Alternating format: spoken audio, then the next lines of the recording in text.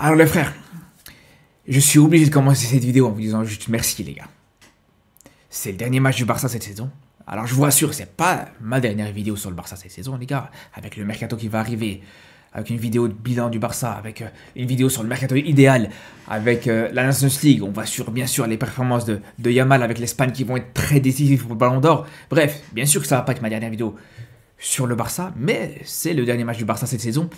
Et je voulais vous remercier parce que c'est la première saison où je débriefe tous les matchs du Barça, du début à la fin, de la première journée à la dernière journée, les gars. Et franchement, ça m'a fait plaisir de le faire, non seulement parce que on a vécu une saison de fou, on est passé par toutes les émotions. Vraiment, c'est une saison qui sera inoubliable, hein, même si on a vécu des matchs vraiment compliqués. Je pense que, je vous le dis encore une fois aujourd'hui, la défaite contre l'Inter, l'élimination contre l'Inter, c'est peut-être le pire match de ma vie. Mais ça n'empêche pas que cette saison, je vous le dis les gars, c'est l'une des meilleures saisons que j'ai pu vivre en tant que supporter du Barça, les frères. Et c'est pour ça que je voulais vous remercier parce que, comme je vous dis, vous avez été très nombreux à suivre mes débriefs, à attendre mes débriefs. Vous avez été beaucoup à me solliciter après chaque match, à me dire « Ah, vas-y, tu sors quand le débrief et tout ça ». Et franchement, je vous dis, ça m'a vraiment fait chaud au cœur et ça m'a motivé pour continuer. Et bien sûr que, je vous dis les gars, de toute façon, il n'y aura pas d'arrêt. Je vous dis même sur cette intersaison, avec les rumeurs mercato, bref, les infos mercato de manière générale, les matchs de pré-saison, tout ce qui va arriver. Mais voilà, je voulais juste profiter que c'était le dernier match de la saison, justement, pour prendre un petit peu de recul, faire une petite parenthèse, et commencer cette vidéo en vous remerciant, les gars, tout simplement. Mais sinon, pour revenir à cette rencontre, je vais pas vous mentir, les gars. Vous allez peut-être me prendre pour un fou, mais il y a un petit peu de frustration. J'ai l'impression, les gars, que Lewandowski, il pouvait aller chercher quelque chose, les gars. Je vous le dis, les gars, il y avait vraiment la possibilité, peut-être pas qu'il mette 6 buts dans ce match, bien sûr, mais qu'il aille embêter Mbappé, les frères. S'il met un quadruplé sur ce match, c'est pas un scandale. S'il met un quadruplé sur ce match, d'ailleurs même, franchement, les gars, on va prendre du recul et on va se poser la question.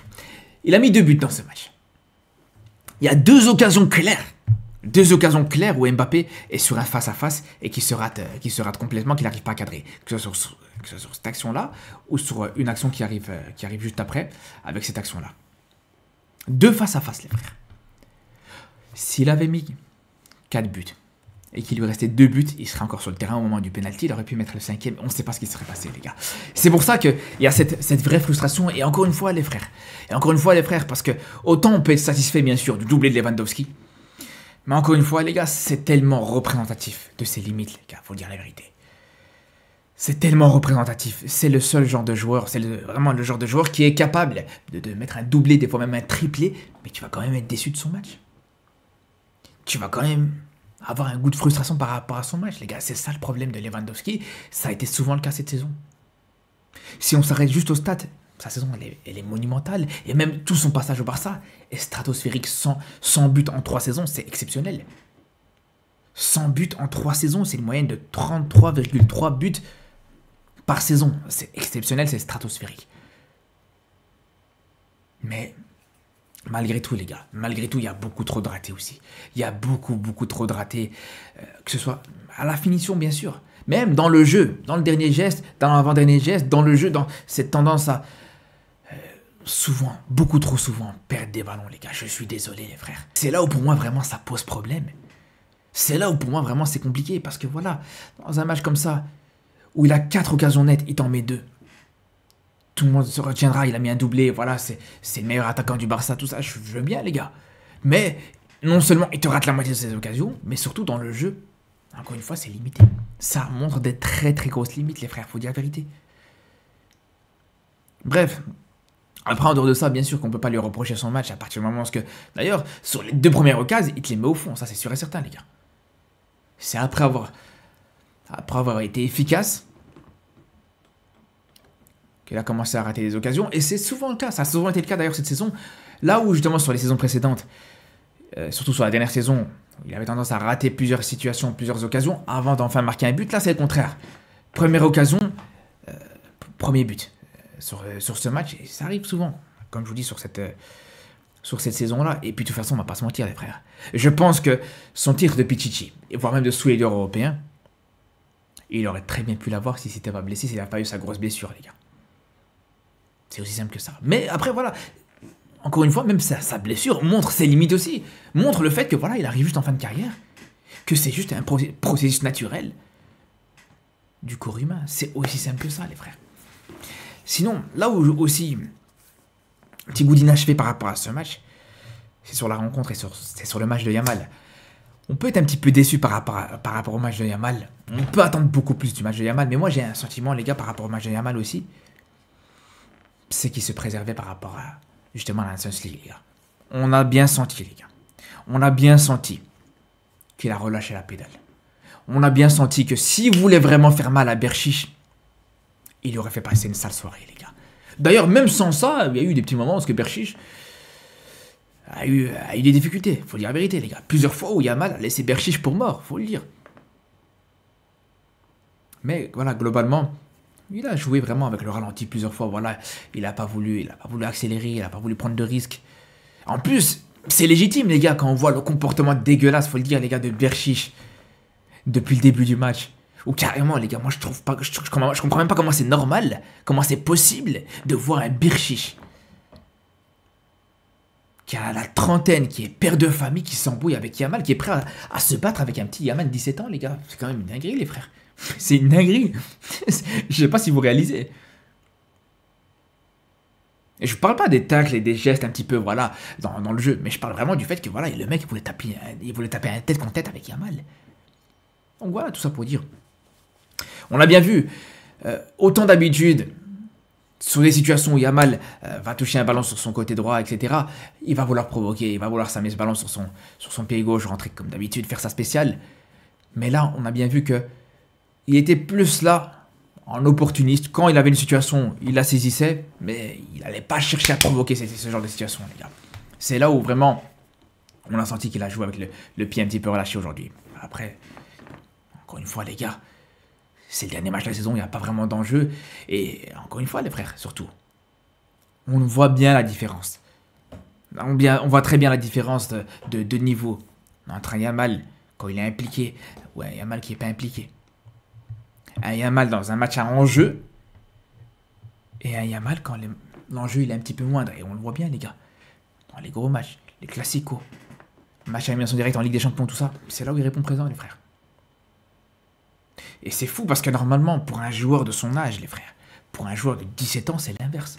Quand l'enjeu est important, c'est là où le joueur va être un petit peu plus inhibé, va être un peu plus bloqué, etc. C'est tout à fait le contraire pour Yamal, les gars. Il est stimulé par l'enjeu, par la pression, etc., les frères. Et ça, pour moi, c'est une des plus grandes forces de Yamal. C'est intéressant parce que vraiment, au final, dans un match contre Bilbao où Yamal n'a pas été exceptionnel, où Yamal a joué un petit peu de manière relâchée, on peut de manière paradoxale retirer peut-être une certaine qualité en faisant le comparatif, pas forcément par rapport à ce match, mais en faisant le comparatif justement sur les vrais matchs en jeu. Mais justement, en parlant des joueurs et de cette tendance à répondre présent ou pas dans les matchs en jeu, il y en a un où c'est totalement l'inverse. Bon, de toute façon, il y en a un autre. J'ai envie de vous dire, les gars, et je parle bien sûr d'Araujo, match en jeu, pas match en jeu, lui, il peut te décevoir tout le temps, les gars. Je vous le dis, les gars, Araujo. Globalement, il fait pas un mauvais match. Mais cette action, elle est symptomatique. Alors, attention, Koubarsi n'est pas exempt de tout reproche sur cette situation-là. Il couvre le hors-jeu, il n'y a pas de problème là-dessus. Mais moi, ce que je retiens sur cette action-là, les gars, s'il y a bien une chose que je retiens, c'est que Araujo, là, il est en train de jouer un duel en 1 contre un joueur qui, a quelques mois d'ici, il était dans le football amateur, les gars. Il était en 3e ou en 4e division. C'est là où je me pose la question. Si là, Araujo n'est pas capable de gagner son duel, expliquez-moi c'est quand qu'il va gagner. Ce sont ces duels en 1 contre 1. Acerbi, défenseur central, qui a la quarantaine, il s'est fait avoir. Marcus Thuram, il l'a mangé dans les prolongations. Barcola, il l'a mangé la saison dernière. Ok, il n'y a pas de problème. Mais là, on parle même d'un joueur, je vous dis, Sanadi, le petit Sanadi, qui est jeune, qui est, bien sûr, qui a une marge de progression, etc. Attention, hein, on ne lui crache pas dessus. Il a une marge de progression et voilà, il s'adapte seulement au football professionnel. On voit que voilà, il a encore des lacunes techniques, etc., tactiques. Mais c'est là où moi je me dis, par rapport à Araujo, je me positionne là. Par rapport à Araujo, je me dis comment c'est possible que même dans ce genre de situation, il n'arrive pas à montrer son expérience, à montrer sa supériorité, à montrer sa légitimité. Je comprends pas, les gars. C'est là où c'est inquiétant.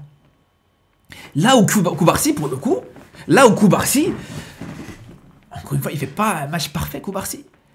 Mais malgré tout, il était présent, les gars. Dans l'Impact, il était présent. On avait l'impression qu'aujourd'hui, c'était Koubarsi, le joueur d'expérience, parce que dans le duel, il y allait. Dans un domaine où un joueur amateur, un joueur comme ça l'a dit, qui mesure plus d'un mètre 90, est largement favori, les gars.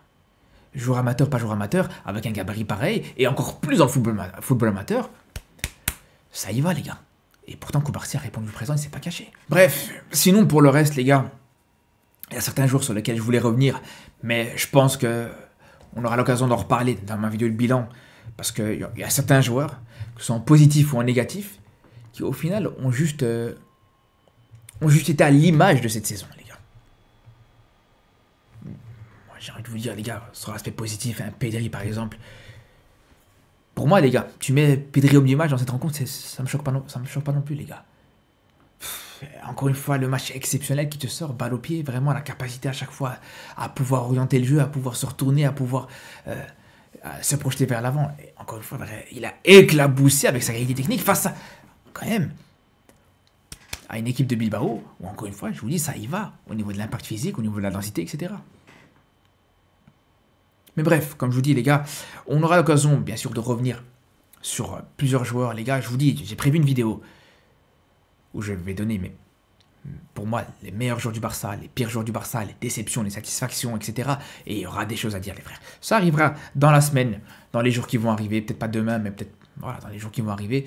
Sur ce, les frères, on se dit à très vite pour une nouvelle vidéo sur le Barça et sur le football européen, comme d'habitude. Et surtout d'ici là, prenez soin de vous.